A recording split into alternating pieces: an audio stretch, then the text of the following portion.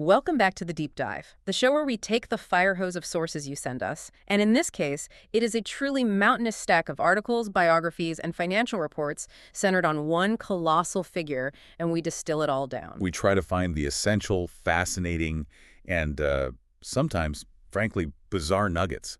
You need to understand what's going on. And today, we're not just analyzing a businessman. No, not at all. We are attempting to draw a comprehensive map of global influence. Our subject is Elon Musk. A figure whose businesses and increasingly his personal life have become so fundamentally interwoven with global finance, technology, and political infrastructure. Exactly. Understanding him has really become a prerequisite for charting a massive portion of the modern economic and cultural landscape. That sounds like a bit of an impossible mission, but that is precisely our goal. Our mission today is a deep, thorough, and analytical look at his vast, interwoven business empire, which spans worlds and industries, his significant and often controversial political activities, and, the key facts defining his immense wealth and outsized public influence, particularly in the mid to late 2020s. And we're moving beyond just listing successes. We really need to unpack the sheer scale of his simultaneous ventures. From reusable rockets and electric vehicles, The brain chips, tunneling solutions, and his massive control over digital media platforms. And crucially, we have to analyze that profound and very public political shift he underwent. and how his highly polarized public persona allows him to function less like a traditional CEO and more like a systemic force operating outside of traditional checks. Absolutely. And to give you a sense of this scale right out of the gate, we have to start with the money. It's almost mythical. It really is. As of December 2025, Forbes estimates his net worth to be around $684 billion. Wow. And that climb was so steep that he became the first person in history to cross the $400 billion valuation mark back in 2024. And speaking of money tied to performance, Right, the new pay package. In November 2025, Tesla shareholders reapproved this truly staggering compensation plan. a new pay package potentially worth $1 trillion over the next 10 years if specific, highly ambitious performance goals are met. That is money that reshapes entire economies. But the real measure of his influence isn't just his net worth, it's the infrastructure he controls. Okay. A critical data point that frequently gets overshadowed by the Twitter debates or the rocket launches is the sheer dominance of the Starlink constellation. Right. As of May 2025, the over 7,600 operational Starlink satellites account for a stunning 65% of all operational Earth satellites currently in orbit. 65%. That is not just a business. Yeah. That is a foundational level of control over the infrastructure of global connectivity and increasingly global defense. Okay, let's unpack this. Let's start the foundation, where the wealth and the relentless ambition began. Let's do it. We have to begin in Pretoria, South Africa, where Elon Musk was born on June 28, 1971. Right.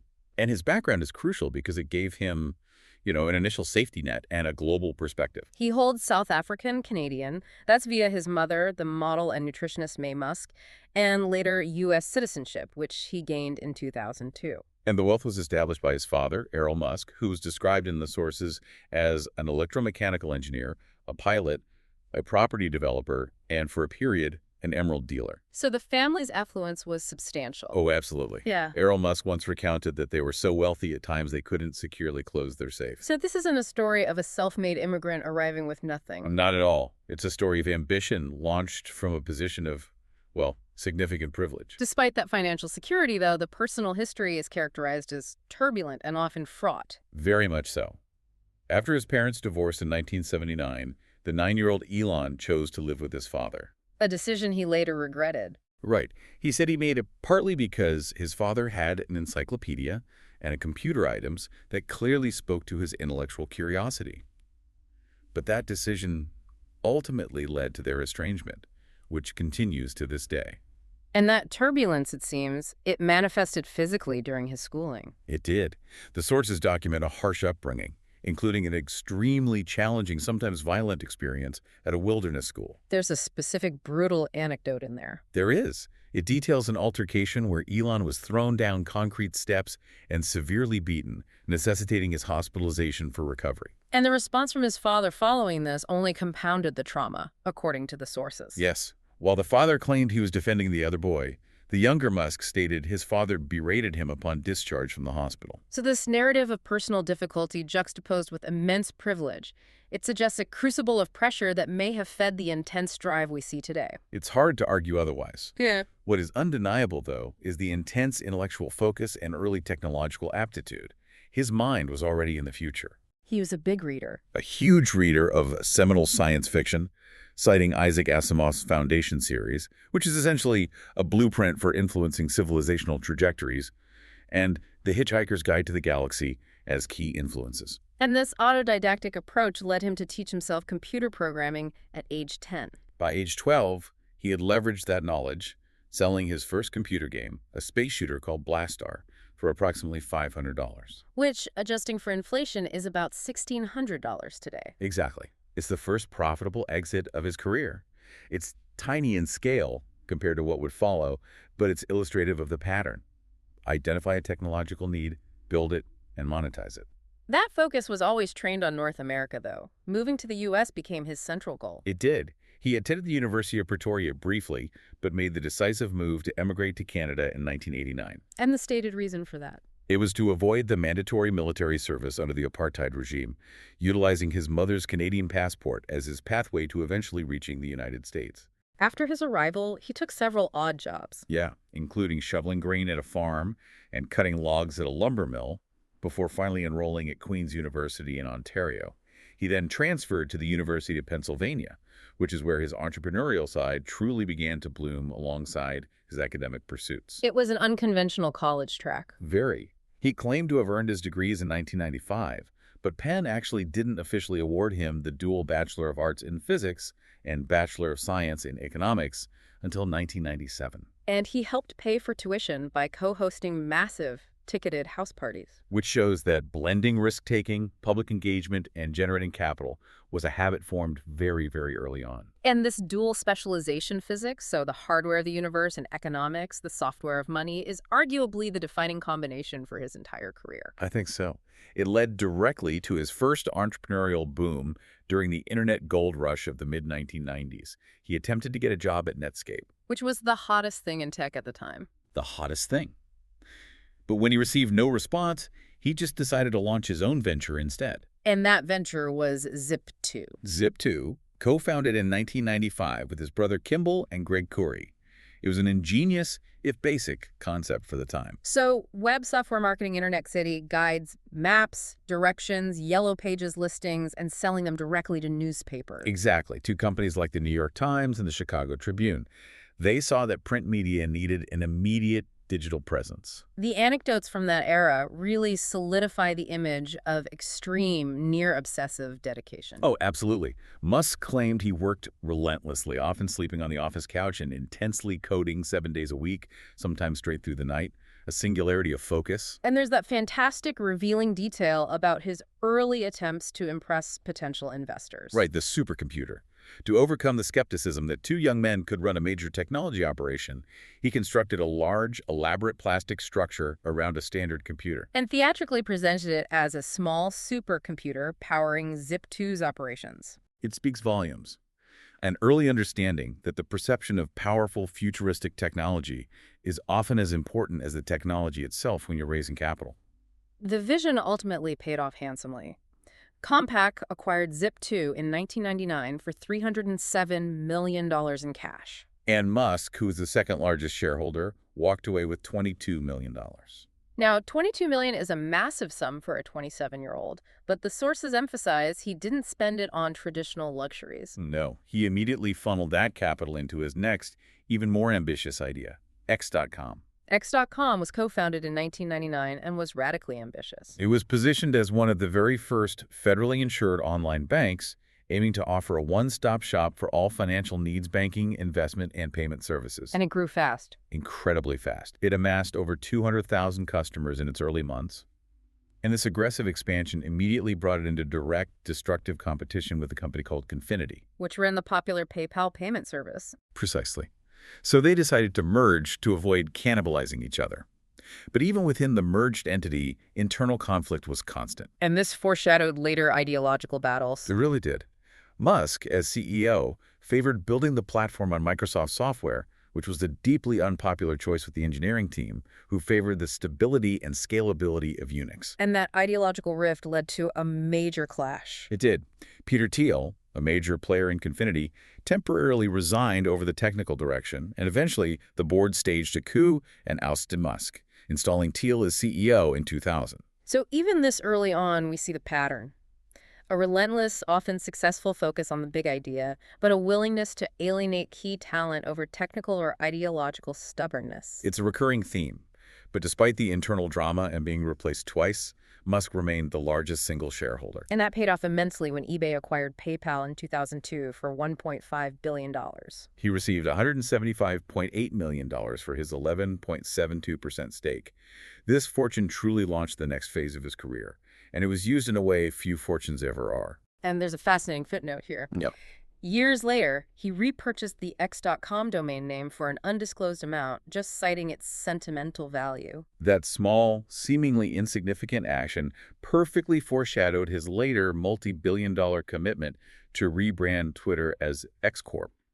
The letter X and the concept of a single encompassing platform clearly holds deep, enduring significance for him. Okay, so the moment he received that PayPal money, the transition was instantaneous and breathtakingly radical. It really was. The money was immediately earmarked not for retirement, but for endeavors with civilizational scale. The vision immediately shifted from digital finance to space exploration and environmental sustainability. This is where the world starts seeing the true engineering-driven Musk. Right. He founded SpaceX in 2002 with $100 million of his $175 million fortune. And the founding came after 2 unsuccessful trips to Moscow, where he literally attempted to buy refurbished intercontinental ballistic missiles, ICBMs, to launch a conceptual Mars plant project. When he realized that buying old Russian rockets was prohibitively expensive, he decided to just build his own. With the goal of creating fundamentally affordable, reusable rockets. The audacity of that move, stepping into a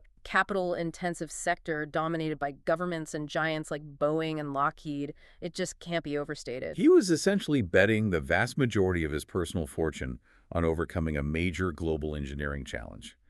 And that financial risk nearly destroyed him. The path was brutal. Absolutely. SpaceX suffered 3 consecutive initial launch failures, starting with the Falcon 1 in 2006. The sources described the mood during that period as existential dread. They were almost out of money. Completely. He's quoted as saying that the 4th launch, which was essentially financed with the last dollar he had access to, was the all-or-nothing moment. Thankfully, that 4th launch in 2008 succeeded in reaching orbit. And this breakthrough was immediately recognized. NASA, seeing the potential and the lower cost structure, awarded SpaceX a crucial $1.6 billion commercial resupply services contract, which provided the institutional validation and cash flow necessary to secure their survival. But the true innovation wasn't just reaching orbit. It was reusability. SpaceX fundamentally transformed space exploration by commercializing reusable rockets. The big milestone was in 2015. Exactly. When they successfully landed the first stage of a Falcon 9 on a land platform, eventually perfecting recovery on those ocean-based autonomous drone ships. And that drastically reduces the cost of launching payloads, changing the economics of space forever. The technological milestones came fast and furious after that. The Dragon spacecraft docked with the ISS in 2012, a commercial first. Their first crewed flight in 2020. And the ambition just continues to escalate.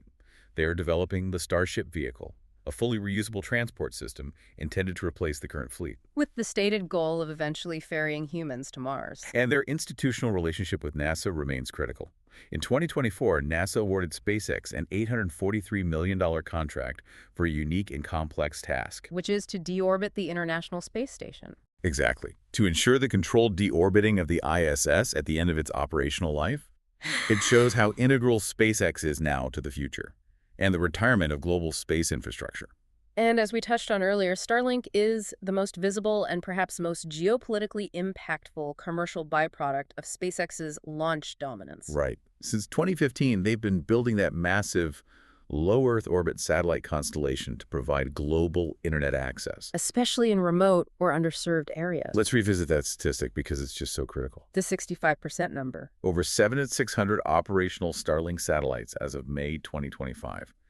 This means Starlink alone accounts for 65% of all active satellites orbiting Earth. The scale is staggering. And it was achieved so quickly, requiring an estimated $10 billion in capital just for the initial deployment phase up to 2020. This system is a critical global utility, often operating with minimal government oversight. And this is where that technology intersects acutely with global conflict and geopolitics. During the Russian invasion of Ukraine, Musk provided free Starlink service, which proved vital for military communications, drone operations, and maintaining civilian connectivity. At a significant cost to SpaceX. An estimated $400 million yearly. Yet the provision of the service came with intense geopolitical friction. It did. Musk drew criticism from several governments for refusing requests to block access to Russian state media via Starlink. And even more controversially, in 2023, he denied a direct request from the Ukrainian military to activate Starlink service over Crimea, which Ukraine intended to use to aid a long-range drone attack against the Russian Black Sea Navy fleet. And his reasoning. He explicitly cited fears that such an action involving his infrastructure and a direct military strike against Russia could trigger a nuclear response. This single decision highlights the unique non-state position he holds. Absolutely. A private citizen determining the boundaries of military engagement based on the control of essential dual-use infrastructure. That level of power is unprecedented for a single individual. Okay, let's transition to Tesla, the other titan that fuels this entire ecosystem. Right. Although the company was incorporated in 2003, Musk became heavily involved early on. He provided a massive $6.35 million investment into the Series A round in 2004. Which instantly made him the majority shareholder and chairman. He officially became the CEO and product architect in 2008, and following a 2009 lawsuit settlement, was later designated a co-founder. And Tesla didn't just introduce an electric car, it fundamentally redefined the EV market. It began with the Roadster in 2008, notable for being the first mass-produced all-electric vehicle using readily available lithium-ion battery cells.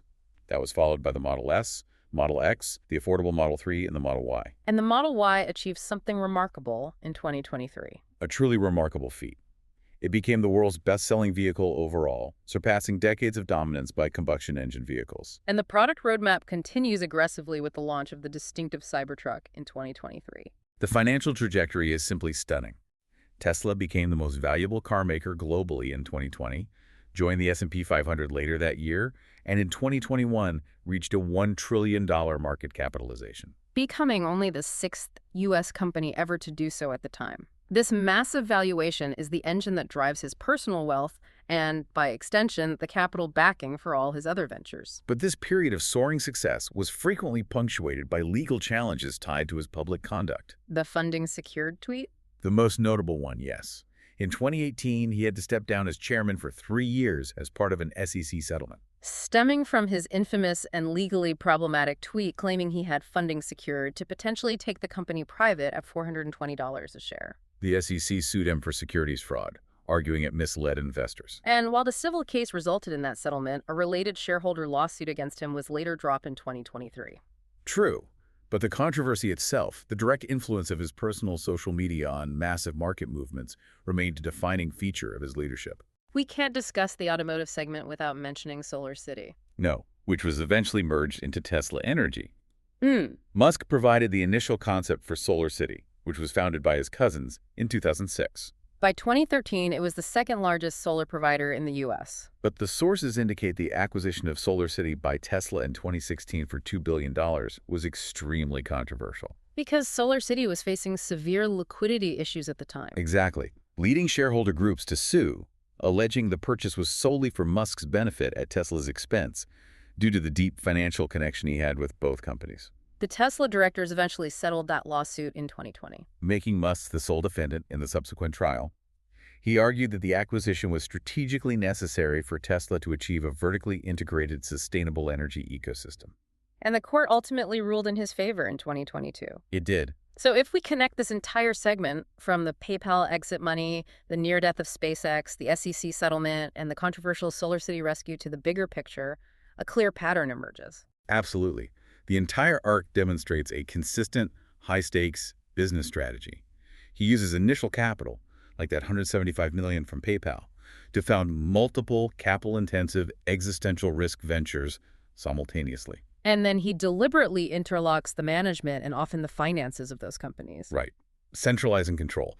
This allows him to leverage the success of one, like the soaring stock of Tesla, to fund, bail out, or acquire another, ensuring that control over the entire complex ecosystem remains firmly in his hands. He's not just a CEO. No, he's a capital orchestrator operating on a massive, massive scale. It's that pattern of applying engineering logic to, well, to impossible problems that leads us directly from reusable rockets to his next fixation, the human brain and urban traffic. Yeah, now we move into the projects that feel, frankly, like pure science fiction. The diverging ventures that represent Musk's attempt to push human boundaries and solve what he sees as fundamental civilizational impediments.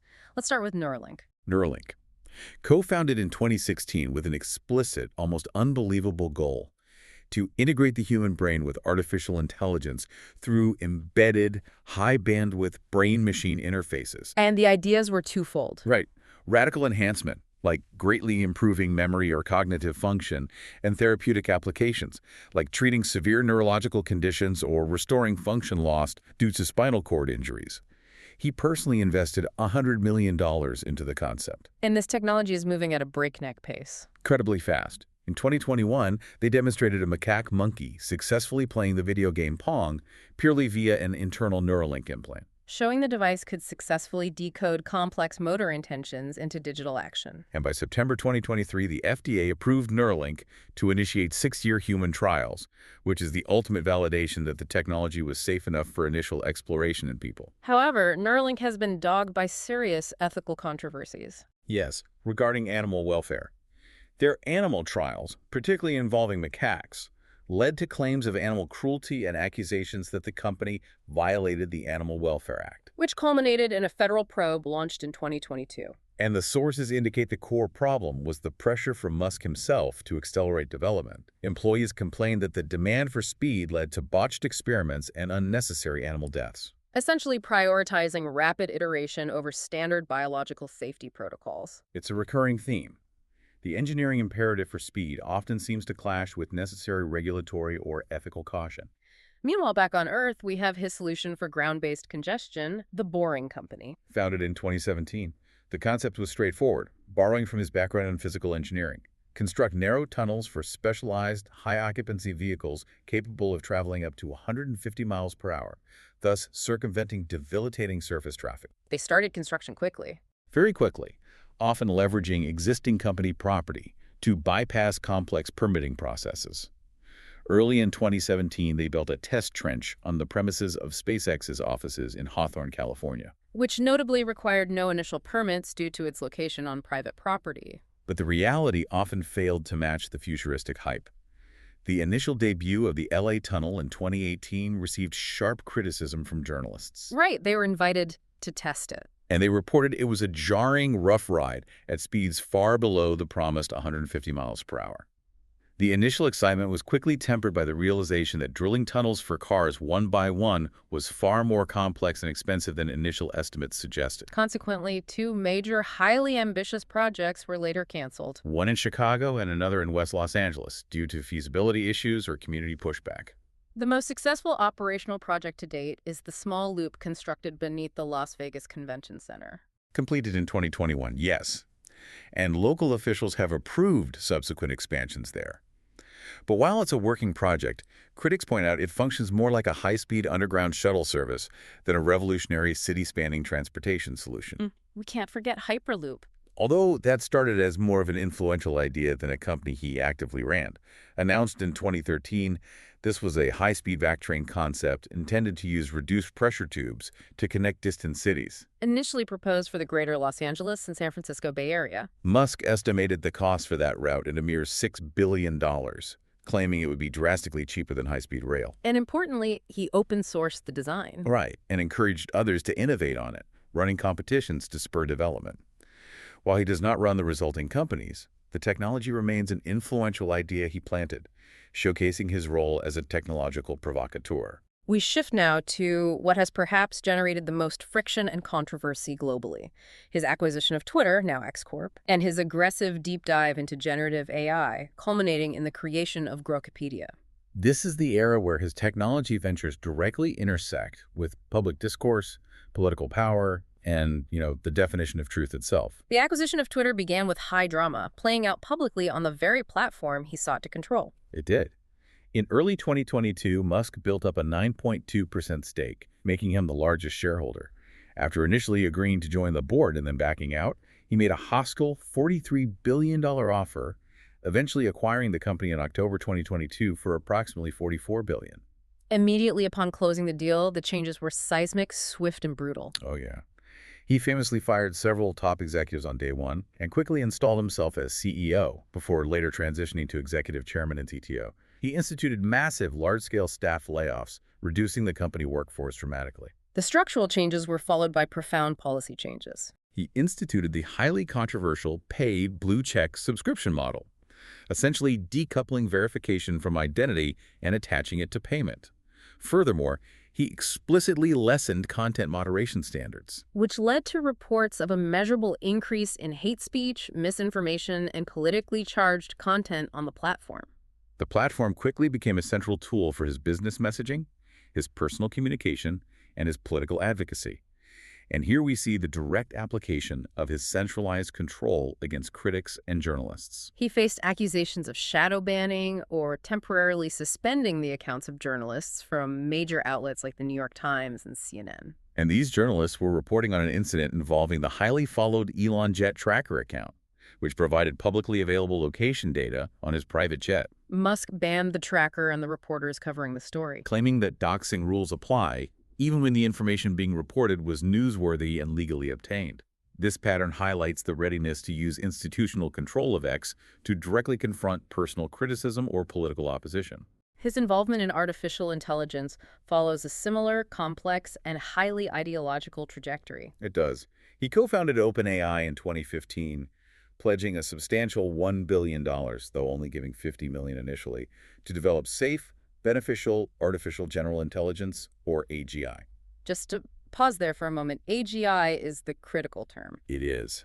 This is distinct from narrow AI, which is what we largely use today, systems specialized for tasks like image recognition or writing text. AGI, or artificial general intelligence, is theorized to be an AI that can understand, learn, and apply its intelligence to solve any problem a human being can. Often with vastly greater speed and scale. Exactly. And Musk views the creation of AGI as an existential threat to humanity, if not properly controlled and aligned. So, given that existential view, it's highly significant that he left the OpenAI board in 2018. Right, due to deep discontent with the organization's direction, particularly its pivot toward commercialization and its perceived distance from the original mission of creating public benefit, safe AGI. That discontent led him to launch XAI in 2023. Specifically to compete with existing offerings, like OpenAI's ChatGPT. He immediately positioned XAI as a major rival in the generative AI space, successfully poaching leading engineers from rivals like Google and OpenAI itself. But the most recent and relevant development hitting the news in October 2025 is Grokipedia. Launched by XAI, Musk promoted it as an AI-generated online encyclopedia, intended as a revolutionary, fast-updating alternative to established platforms like Wikipedia. The controversy here is immediate, profound, and goes right to the heart of how knowledge is consumed. It does. Media coverage and extensive academic analysis quickly characterized Grokipedia as frequently reusing established Wikipedia content, as is often the case with large language models. But critically, framing contested political and social topics to align specifically with Musk's known ideological views and broader right-wing narratives. Critics reported rampant factual errors within the AI-generated entries. And more disturbingly, analysis revealed that the platform had, in some instances, cited highly unreliable and toxic sources, specifically mentioning the use of the conspiracy site InfoWars. And content pulled directly from the neo-Nazi forum Stormfront. This is a critical example. He is using his financial and technological resources to build a platform that doesn't just spread his ideas, but actively shapes the fundamental infrastructure of facts itself. Right. If the source of common knowledge is tied to an AI trained on specific ideological leanings and unreliable sources, the implications for public literacy and political polarization are enormous. That intersection of technology and ideology brings us directly to his political involvement, which has shifted dramatically over the past few years. And this provides the crucial context for his current level of global influence. Historically, Musk described himself as a political moderate. He often supported Democrats, voting for Obama in 2008 and 2012, Clinton in 2016, and even Biden in 2020. But the pivot was sharp, decisive, and very public, catalyzed largely by his discomfort with what he perceived as excessive regulation and the cultural direction of the Democratic Party. He voted Republican for the first time in the 2022 midterms. And by 2024, his support for Donald Trump was vocal and absolute. He appeared on stage at multiple rallies and became the largest individual donor in that election cycle, solidifying his political identity as explicitly right-wing and libertarian. His influence isn't contained within the U.S. either. No, he's actively supported international far-right figures and causes, including promoting the Alternative for Germany party and supporting Nigel Farage's Reform UK, often via X. This foreign involvement has led to intense criticism from major European leaders. Specifically, French President Emmanuel Macron and German Chancellor Olaf Scholz publicly decried his meddling in European politics, expressing concern over a powerful non-European figure using a global communication platform to influence national elections and political stability. This political support paid almost immediate dividends, leading to his direct appointment in the second Trump administration. From January to May 2025, Musk served as senior advisor to the president and was a de facto head of the newly created and highly controversial Department of Government Efficiency, or DOGE. The core mission of DOGE, which emerged directly from Musk's long-standing advocacy for streamlining government, was radical. He advocated for massive federal budget cuts, the consolidation of existing agencies, and the explicit elimination of the Consumer Financial Protection Bureau, the CFPB, which he viewed as unnecessary government overreach. Musk even suggested that the final stage of DOGE's successful operation would be deleting itself. The impact of this brief governmental role was quickly controversial, drawing intense public backlash. The sources document criticism over the secrecy surrounding DOGE's operations and the treatment of federal employees, including reports that Musk demanded employees document their daily work in a single email or face immediate termination, which led to sweeping mass layoffs across various agencies. But the most profound and chilling impact stems from cuts made specifically to foreign aid programs under his advisement. We have to report this data point carefully and impartially. We do. Modeling conducted by Boston University, cited widely by NGOs and media organizations, estimated that his mandated budget cuts to U.S. aid resulted in staggering casualties. Specifically, 400,000 child and 200,000 adult deaths by November 2025. Due to the abrupt elimination of critical aid infrastructure, the public outcry was immediate and fierce. Bill Gates publicly accused Musk of killing the world's poorest children as a result of these documented policy decisions, bringing the consequence of his ideological approach to government efficiency into sharp, tragic focus. Adding to the political controversy was the highly visible gesture made at Trump's second inauguration. During his speech, Musk made a specific gesture, thumping his right hand over his heart, then extending his right arm out with his palm down and fingers together. And this action was widely interpreted, particularly in Germany, where historical fascist salutes are illegal, as a Nazi or fascist Roman salute. The reaction was severe across Europe. Multiple political parties demanded he be banned from entering their countries. While American public opinion was sharply divided along partisan lines, and the Anti-Defamation League stated the gesture itself was not a classic Nazi salute, other Jewish organizations disagreed, seeing it as highly suggestive. Musk, for his part, dismissed the entire condemnation as dirty tricks intended to slander him. However, the volatile alliance with Trump fractured quickly after Musk's departure from DOGE on May 28, 2025. He immediately pivoted to harsh criticism of the administration's economic policy, specifically Trump's new Big Beautiful Bill, calling it a disgusting abomination over its massive projected deficit provisions. The feud escalated rapidly, playing out for the entire global public on X. Musk alleged directly that Trump had ties to the convicted sex offender Jeffrey Epstein, prompting an immediate and furious response from Trump on Truth Social. Trump labeled Musk crazy and publicly threatened to use government power to cut his ongoing federal contracts, including those with SpaceX. Musk later apologized for the tweets, admitting they went too far. But the brief, intensely volatile partnership had already highlighted the intense, personal, and sometimes vindictive nature of modern political influence. No profile of Elon Musk is complete without examining the intensely scrutinized personal dimensions. His health, family, and the mechanisms of his extraordinary wealth. These facets often inform his public persona and policy decisions. Starting with health and personality, Musk publicly stated during a Saturday Night Live monologue in 2021 that he has Asperger's syndrome. He later elaborated on the experience, describing difficulty with social cues and a tendency to take things very literally, suggesting this neurodivergence contributes to both his relentless focus and sometimes jarring public communication style. There have also been numerous high-profile media investigations into his reported recreational and prescription drug use. While he publicly stated he uses doctor-prescribed ketamine for occasional depression and suggested investors should actually want him to continue taking it if it helps, his productivity media reports allege a broader overuse of ketamine, as well as LSD, cocaine, marijuana, and ecstasy. These reports included a specific, shocking claim That former President Trump referred to him privately as a big-time drug addict, highlighting the extreme scrutiny and concerns surrounding his habits, particularly given his access to massive government contracts and classified security information via SpaceX. His competitive habits extend even to video gaming, which he says provides a restoring effect. However, he publicly admitted to practicing account boosting, which is essentially cheating by hiring outside services to play on his account and achieve top player rankings. He defended this action, claiming that all top accounts do it, and he had to as well to remain competitive, Demonstrating a utilitarian approach to winning that extends into all areas of his life. He also routinely wades into the culture wars, most recently criticizing the upcoming video game Assassin's Creed Shadows for what he deemed woke content, claiming that DEI kills art. This demonstrates his ongoing strategy of leveraging his massive X platform to engage directly with polarizing cultural debates. The focus on his private life often centers on his family and his outspoken pro-natalist views. He frequently states that population decline is the biggest threat to human civilization, a belief reflected in his own large family.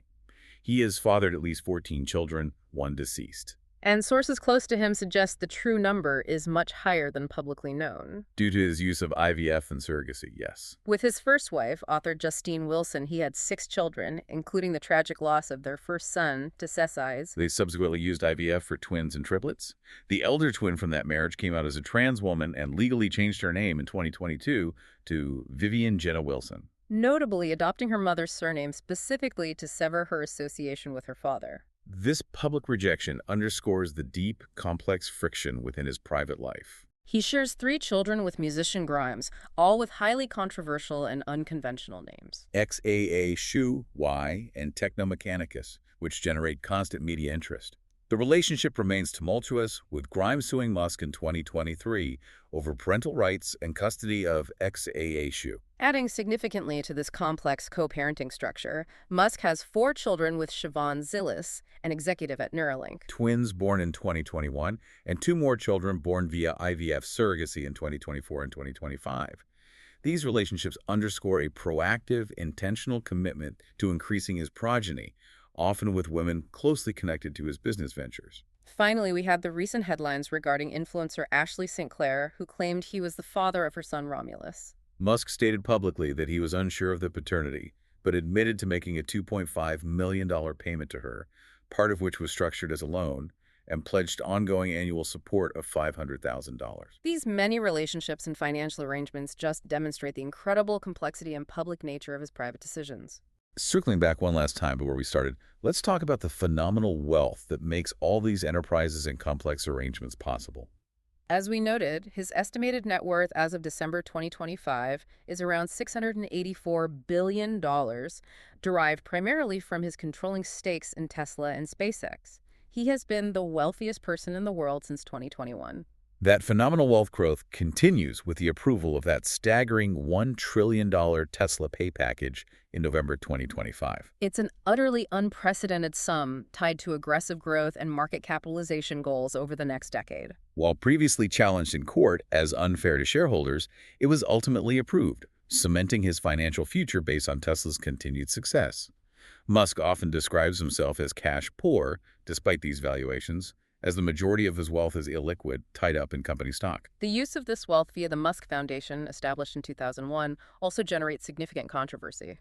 While its stated focus is high-minded space, renewable energy, and safe artificial intelligence, it has been criticized for maintaining a notably low payout ratio compared to the size of its assets, and for making what critics call self-serving donations. Notably, in its early years, it diverted nearly half of its $25 million in initial donations to his own company, OpenAI. And the most famous philanthropic controversy occurred in 2021. after World Food Program Director David Beasley challenged Musk to demonstrate how $6 billion could solve specific aspects of world hunger. The WFP drafted a detailed plan for its use. Musk subsequently diverted the $6 billion pledged funds not to the WFP but directly into his own foundation instead. This highlighted the intense scrutiny and conflicting views surrounding his charitable endeavors versus his business and personal imperatives. So after charting this immense, complex, and often turbulent career path from the $500 game sale to the $1 trillion valuation, what does this all mean for you, the listener? The learner now has a clear roadmap through the intertwined structure of Musk's empire. The core insight is that Musk's influence is unique because he doesn't just dominate traditionally commercial sectors like space, autos, and finance. He is now a systemic force who actively shapes global political narratives, influences government policy directly through appointments like DOGE, and controls the information infrastructure through platforms like X and Grokopedia. He leverages his personal persona, his ideological commitment, and his vast interlocking wealth to bypass or even undermine traditional institutional checks and balances in media, government, and finance. His companies function less like traditional corporations and more like highly capitalized geopolitical missions. That brings us to our final provocative thought for you to consider. Given the immense power concentrated in one politically engaged individual at the intersection of cutting-edge technology, AI, neurotech, and global political influence, does the rise of platforms like Grokopedia fundamentally change how knowledge and truth are defined and accessed for the global public? And what does it mean when the ultimate source of that knowledge is also the world's most politically motivated and financially dominant private individual? We'll leave that one with you.